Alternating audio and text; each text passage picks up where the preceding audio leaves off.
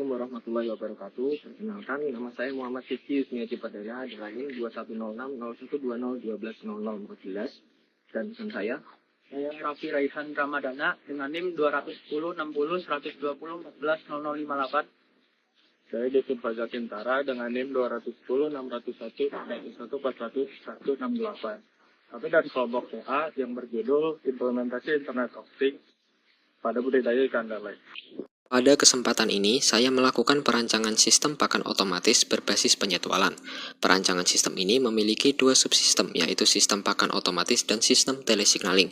Sistem ini terdiri dari beberapa komponen utama, diantaranya adalah microcontroller ESP32 sebagai otak dari sistem, modul RTC DS3231 sebagai pewaktu dan basis dari penjadwalan yang dibuat, dua buah servo yang akan mengendalikan takaran pemberian pakan, sensor ultrasonik HCSR04 sebagai pengukur level ketinggian pakan, dan buzzer sebagai pemberi sinyal apabila persediaan pakan telah menipis.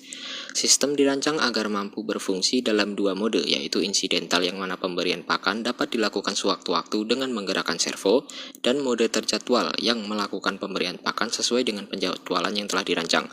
Pada mode terjadwal, sistem dirancang untuk memberi pakan dalam 6 fase sesuai usia ikan dengan jumlah pemberian pakan 2 kali sehari, yaitu di pagi hari dan sore hari. Saya melakukan perancangan sistem pengontrolan kualitas air. Perancangan sistem ini memiliki dua subsistem, yaitu sistem pengontrolan oksigen terlarut menggunakan metode proporsional integral derivatif, kemudian sistem pengontrolan pH menggunakan metode on-off, dan pengontrolan ketinggian air menggunakan metode on-off.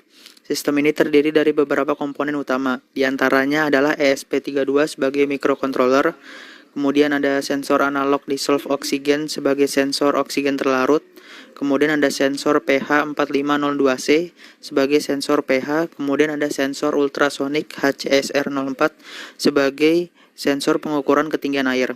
Kemudian ada motor DC sebagai aktuator pengontrolan oksigen terlarut, kemudian ada pompa sebagai aktuator pengontrolan pH dan ketinggian air.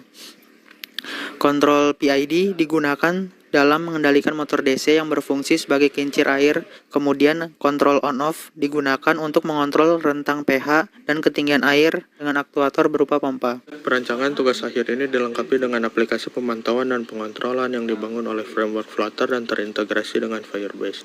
Aplikasi ini bernama CatVision yang membantu para peternak ikan lele. Pada awal masuk aplikasi, pengguna akan ditunjukkan halaman login. Pada halaman dashboard, pengguna akan diperlihatkan indikator monitoring dan kontrol manual. Indikator berfungsi sebagai pemantauan apakah aktuator menyala atau mati. Selanjutnya monitoring untuk menampilkan kondisi tambak ikan lele, seperti contohnya pH, pakan ikan, ketinggian air, dan kadar oksigen. Berikutnya ada kontrol manual untuk menyalakan dan mematikan aktuator menggunakan aplikasi ini. Di bagian navbar tersedia home, user, dan kalender. Pada bagian user, pengguna bisa mengganti email, nama, nomor handphone, dan foto pengguna. Selanjutnya ada kalender yang berfungsi untuk data record dari tambak berdasarkan tanggal.